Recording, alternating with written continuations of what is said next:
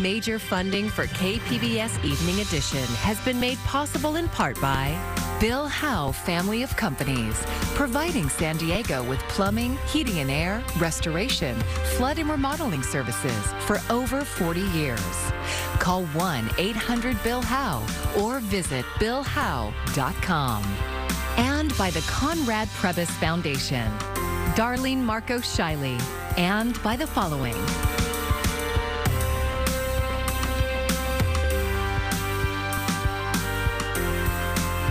And by viewers like you. Thank you. It's a reminder that a powerful earthquake can hit at any time. Thank you for joining us. I'm Maya Trabulsi. While it struck more than 100 miles away, this morning's earthquake was strong enough to shake parts of San Diego County. The U.S. Geological Survey measures it as a magnitude 6.2. KPBS reporter Alexander Nguyen talked with those who work year-round to understand earthquakes and how communities like San Diego can withstand them. What we've just experienced this morning was another movement, another northward movement of the western edge of the continent north towards Alaska. Geologist Pat Abbott says today's earthquake came from a subparallel fault offshore. It's part of a system of faults that are slowly moving San Diego and Southern California north. You know, in San Diego, if we look offshore, we see the Coronado Islands. That's lifted up by one of these faults. The quake struck just before 8:40 this morning off the coast of Las Brisas, about 85 miles south of Ensenada. It was felt as far north as Oceanside. At magnitude 6.2, Abbott says it's unlikely that this was a foreshock. But there's no reason why it wouldn't be. While the quake was hundreds of miles away, it still provides valuable information for engineers researching earthquake safety in San Diego. Joe Conte is a structural engineering professor at UC San Diego. And then with these earthquake records, we use them and we can reproduce them on our large shaking table that you can see in the background here. And then we can test different type of model of structures to see how they behave during earthquakes. Data from the shake labs, such as the one at UCSD, will then help inform building codes to make them safer during earthquakes. But Conte says there is a lag in real-world implementations. I would say 5-10 years delay from the moment the research is done and when it is, affecting the new version of the design code. Generally speaking, Conte says homes and buildings are safer than they were a generation ago, but it's always a good idea to get a seismic inspection from a professional every few years. Alexander Nguyen, KPBS News. And now to the latest on the deadly nightclub shooting in Colorado. One of the people who helped stop the suspect is from San Diego, and he's speaking out. KPBS reporter Kitty Alvarado tells us President Joe Biden personally called him to thank him for his actions. Officials in Colorado Springs say the death toll in the Club Q shooting would have been higher if not for two people who stopped the suspect. One of them is Richard Fierro. I'm just a regular guy, man. Fierro has deep roots in San Diego. He graduated from Mira Mesa High School, went to SDSU, and is an Army veteran. He and his family were at Club Q, celebrating a friend's birthday the night of the shooting. The six of us were having the greatest time, just enjoying the show. Then the shooting started. But I went, hey, I got to stop this guy. So I ran across the room and I pulled him down. Fierro says while he's thankful his training kicked in, he's left dealing with grief and guilt. You know, it came in handy, and I got to protect my kid. I lost my kid's boyfriend. I tried for everybody in there. I still feel bad that there's 5 people. There's 5 people that didn't come home. He's also angry that innocent people experienced things only people in the military should ever see. My daughter and wife should have never experienced combat in Colorado Springs. And everybody in that building experienced combat that night, not to their own accord, but because they were forced to. Here in San Diego, Police Chief David Nislight said he is determined to keep the LGBTQ community safe with stepped-up patrols, special units, and undercover officers. Our message is we care.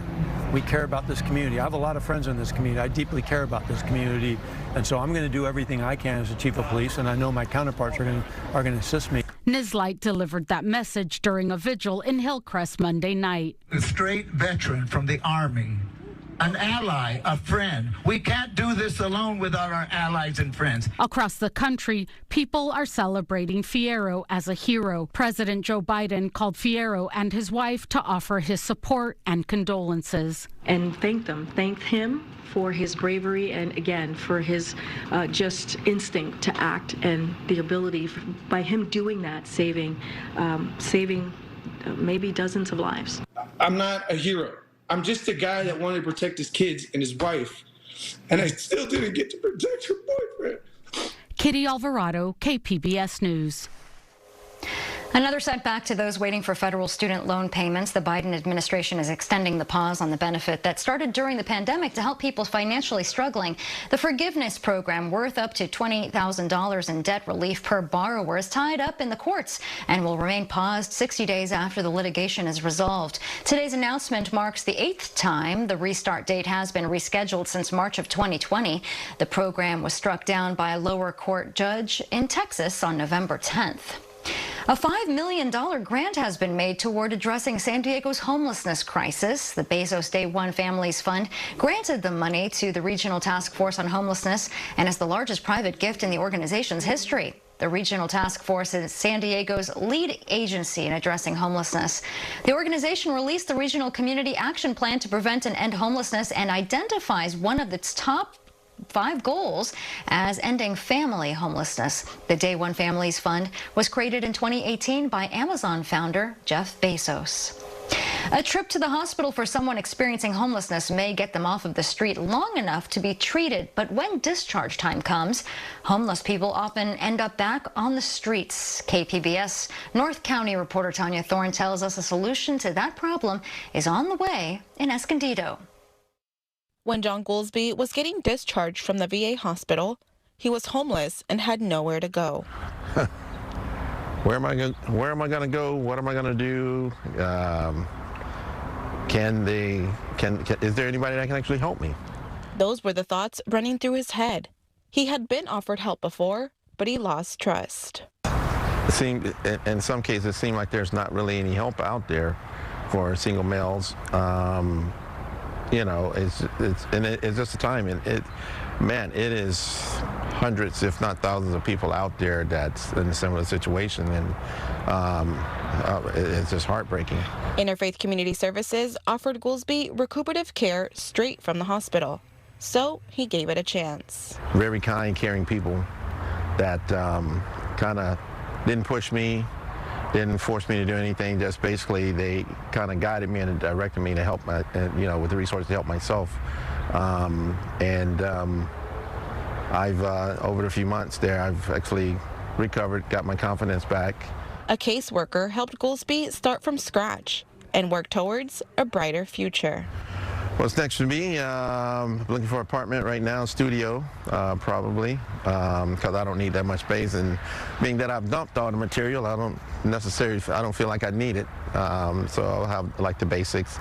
I want to go back to school, educate myself. I want to get back into the community and give back to help others. Interfaith's Hawthorne Resource Center is where Goolsby was able to recover and regain control of his life. It's a 32-bed facility, but Interfaith has much bigger plans, with a 106-bed care center scheduled to open in a couple of months, in what used to be a motel. Greg Angel is the CEO of Interfaith Community Services. They've been working on the project for 2 years. So much has gone into this project that it just took time to bring a 1970s era budget motel to 2022 residential care facility standards. The property will offer a space where homeless people can heal following a hospital visit, where we'll help them recover from the medical procedure, or if it was a psychiatric hospitalization, we'll help them get stabilized with their mental health, and then we'll help them actually secure a stable home to move out of here into. But healing is only part of the mission. Here, we have registered nurses, we have licensed vocational nurses, social workers, and case managers to help an individual heal and recover, and then identify the strategy and complete the strategies to end their homelessness. Angel says the alternative to this space is discharging homeless people back onto the streets or to a shelter that may not be equipped to follow a plan of care. Once the new Abraham and Lillian Turk Center for Recuperative Care is open, the old Hawthorne facility will get a new mission: to help homeless families. So it's more and more common that we have families with children coming to us who are living in their cars, who are finding refuge on our streets. And so this center will be a place of short-term housing and support to help those families get on their feet, to support those kids and those adults and get them into homes of their own. Both centers are expected to open by January. Tanya Thorne, KPBS News. Yesterday it was Team USA, and this morning Team Mexico made their debut at the 2022 World Cup. And this is video of fans at a watch party in Mexico City. The match against Poland ended in a scoreless draw. Mexico nearly lost the match if not for a save by their goalkeeper on a penalty kick. Up next for the Mexican men's team is Argentina, who lost in a big upset today against Saudi Arabia. And this World Cup is not without controversy, including the nation of Qatar's record when it comes to LGBTQ discrimination. An American soccer journalist says he was detained for wearing a shirt with a rainbow pride symbol while trying to cover the event. I showed up at the stadium last night and instantly I was pushed aside by the security guards at the media entrance, and I was told explicitly, you need to take off your shirt. That's a political statement, and you cannot enter because of that. They continue to try to get me to take off my shirt. They stood above me as I sat and angrily yelled at me. Only after about 30 minutes did a commander come down and let me through wearing my shirt, and he apologized, as did FIFA. Grant Wall is one of the better-known reporters in the sport with extensive work for CBS, Fox, and Sports Illustrated. Homosexuality is outlawed in Qatar. FIFA, the governing body of the World Cup, and the Qatari government made assurances to visitors that LGBTQ fans and allies are welcome. However, several European teams that wanted to wear rainbow armbands say that they were pressured by FIFA to scrap their plans. As San Diegans plan family gatherings in the days ahead, we are seeing an uptick in local COVID cases. The latest numbers from the county health department show current infections at 224, and that is 24 new cases just in the past day. Local health experts are reminding people that COVID, flu, and other viruses are circulating in the community. They urge people to get vaccinated if they aren't up to date on initial shots or their boosters. The county is far from the only one with that recommendation, though. Here's Dr. Anthony Fauci's comments today at the White House as he winds down his involvement to the pandemic response. My message, and my final message, maybe the final message I give you from this podium, is that please, for your own safety, for that of your family, get your updated COVID-19 shot as soon as you're eligible to protect yourself, your family, and your community. I urge you to visit vaccines.gov to find a location where you can easily get an updated vaccine. And please do it as soon as possible. Thank you. And Dr. Fauci has served as the director of the National Institute of Allergy and Infectious Diseases. More recently, he's been the chief medical advisor to President Biden. He will officially leave those positions next month. However, he says he will continue to advance science and public health. Lung cancer is the deadliest cancer, yet a new report reveals just a fraction of at-risk Californians are being screened for it. KPBS health reporter Matt Hoffman says early detection could save someone's life. A new study from the American Lung Association finds California has the worst lung cancer screening rate, with only 1% of those at risk coming in for them. It really breaks my heart because lung cancer remains the #1 cause of cancer-related death. Dr. Tom Buchholz is the medical director at Scripps Health's MD Anderson Cancer Center. He says lung cancer is typically diagnosed at later stages when the survival rate is low, but those diagnosed and treated early have much better outcomes. So we have to have a greater concerted effort to get those patients in need of screening to the appropriate screening studies. Buchholz says Scripps officials have worked to streamline the screening process to make it easier for those at risk. Doctors say anyone over 50 who smoked a pack of cigarettes a day for 20 years should be getting screened. Typically, referrals come from primary care doctors. That doctor who knows the patient, who says, you know, you've been smoking for 30 years, you need to get a lung cancer screening. Dr. Charles Redfern is medical director of the Laurel Cancer Institute at Sharp Memorial Hospital. A lot of people think you can't do much for lung cancer. Well, you can do a lot if you find it early. That's really the message here. Redfern says lung cancer screenings are done through CT scans. He says over the last decade, more insurance plans and Medicare have moved to cover them. You don't get injected with anything. You don't get an IV put in. You lie in a CT scanner. You basically hold your breath and go through the machine. The actual test takes like a minute. While the use of cigarettes has gone down in the U.S., cannabis and nicotine vaping products are on the rise. Officials say more lung cancer research is needed there. It's hard for me to imagine inhaling a electronic heated inhaled nicotine product with flavored chemicals in it is good for your lung. Redfern says regular lung cancer screenings can actually help people quit smoking too. Those at risk are encouraged to reach out to their providers and schedule a screening. Matt Hoffman, KPBS News. San Diego International Airport anticipates a busy day tomorrow, and they're urging travelers to plan ahead. Part of the reason is all the construction that's happening with the Terminal 1 remodel. It's going to look like this for a while. An airport spokesperson told KPBS Midday Edition that the first phase won't be complete until 2025. As for tomorrow, here is their advice. Really, please take our recommendation and arrive at least 2 hours early for a domestic flight, 3 hours early for an international flight. As I mentioned, there's lots of construction coming into the airport on Harbor Drive. So even if you're heading to Terminal 2, you're probably going to run into some traffic congestion, especially at the peak travel times, in the morning and mid-afternoon.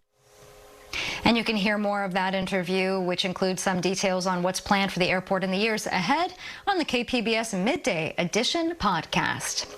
To kick off Thanksgiving week, Mama's Kitchen volunteers organized an extra large delivery of pies. KPBS reporter Melissa May got an inside look at their Pie Central operation. Mama's Kitchen steps in, just like a mom, to be able to take care of those in need. Dozens of San Diego pastry chefs, caterers, and bakeries all donated their time and talent to one of the largest annual bake sales in San Diego. And on the menu are pies, 3,200 of them. Each pie purchased helps to fund the preparation and delivery of 12 medically tailored meals for critically ill San Diegans, which is what Mama's Kitchen does 365 days out of the year. The Mama's Pie operation continues to grow, and they now use behind-the-scenes catering and events large warehouse as their Pie Central. To be able to actually purchase a pie and know that when you're sitting down at Thanksgiving that the money you spent, rather than just at a grocery store or whatnot, is gone to support such a great organization. Mama's Kitchen serves about 700 clients throughout San Diego. Battling HIV, cancer, diabetes, congestive heart failure, or chronic kidney disease, and are at a point where they're too sick to be able to shop or cook meals for themselves. Richard Moore has been a Mama's Kitchen volunteer for 7 years and wasn't surprised that their Thanksgiving pies sold out for a second year in a row. There's a lot of appreciation that you're not only getting a good pie, but you're doing something good with it. Mama's Kitchen is very close to reaching their goal of raising $145,000 and are still accepting monetary donations at mamaspies.org/donate. Melissa May, KPBS News. I hope you're having a great day going forward down the road. We're going to talk about another round of warmth and wind, and perhaps we'll ease back on the warmth a little bit and cool things off a bit as we head our way into the weekend. Now, this is a little ways down the road. This is a Wednesday night to Thursday, and the attention is to the north, but just goes to show that we are going to be talking about another windy event coming up especially if travel takes you to the north. But even here locally over some of the interior valleys, the mountains, we will see some of those breezy conditions too. And it's possible we could even see some wind advisories down the road. It's quiet in terms of precipitation. Northwest, different story. We're following wet and wintry weather throughout Washington and also into Oregon, but generally clear skies in place. It'll stay that way here as we venture into the overnight around Oceanside, San Diego. 38 to 44, Ramona down to 33, and Mount Laguna dropping down to 30 degrees. Seasonable as we venture our way into Wednesday.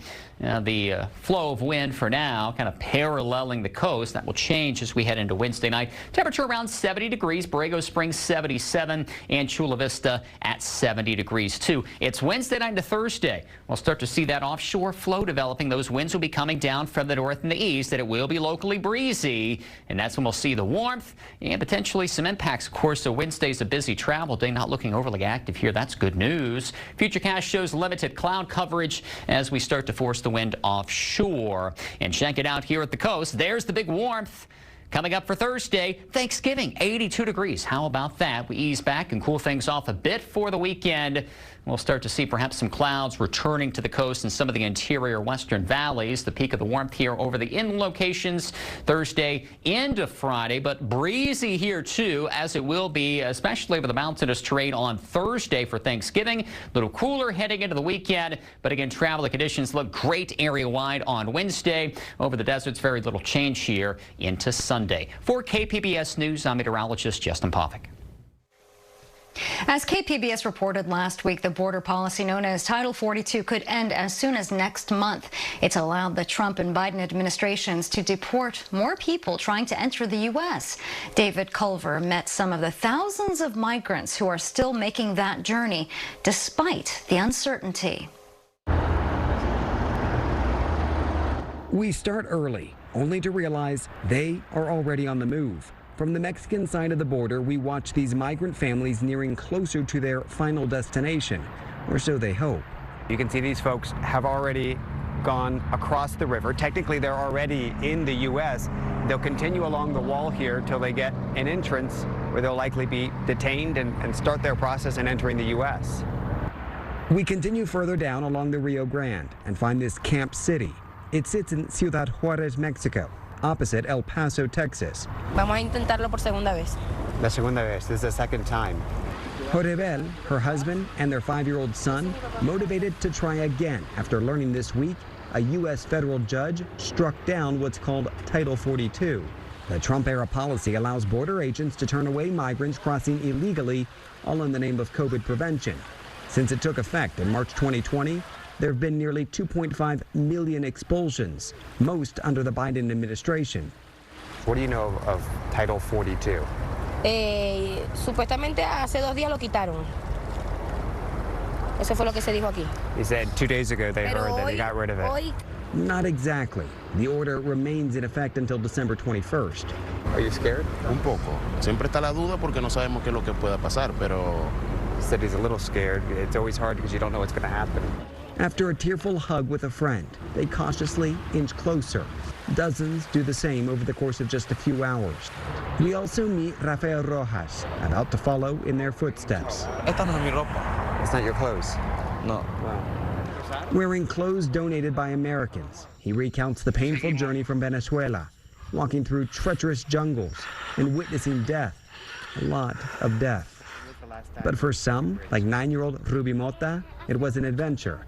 That's at least how her innocent mind remembers it. She narrates the same 4-month trek that most in this camp took, starting in Venezuela, then Colombia, Panamá, Honduras, Costa Rica, Nicaragua, Guatemala, Mexico. The dream destination? Ruby can't remember the last time she was in a classroom. She hopes to go to school in New York. 1 month here. Ruby's family wants to cross immediately if they could find a loving home for Linda. She too, part of the family, but pets aren't allowed in. Yo los extraño mucho. Back at the crossing site, this man's mother crying over FaceTime, not knowing the next time she'll see his face. Others forge ahead, a seemingly endless stream, one that continues uphill.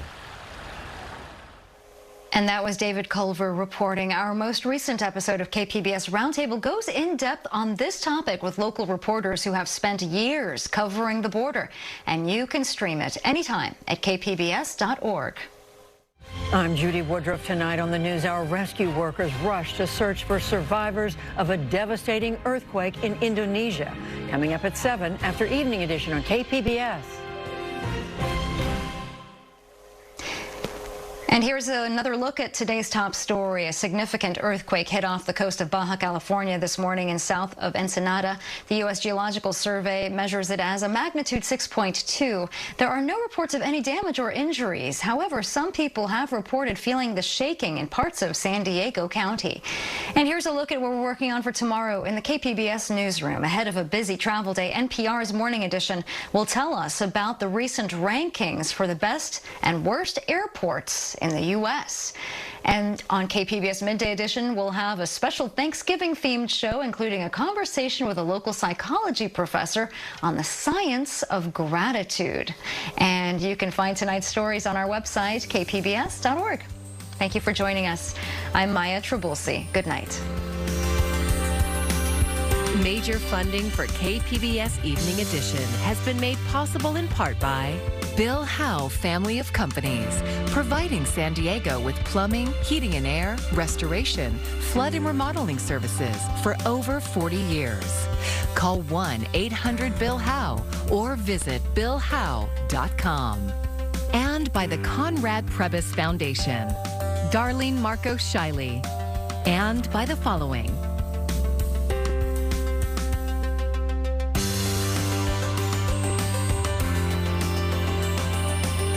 by viewers like you. Thank you.